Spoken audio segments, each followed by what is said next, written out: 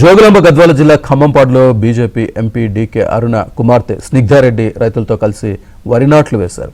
కూలీలతో కలిసి ముచ్చటించారు. రైతుల అభివృద్ధికి కేంద్రం ఎనలేని కృషి చేస్తోందని స్నిగ్ధారెడ్డి అన్నారు.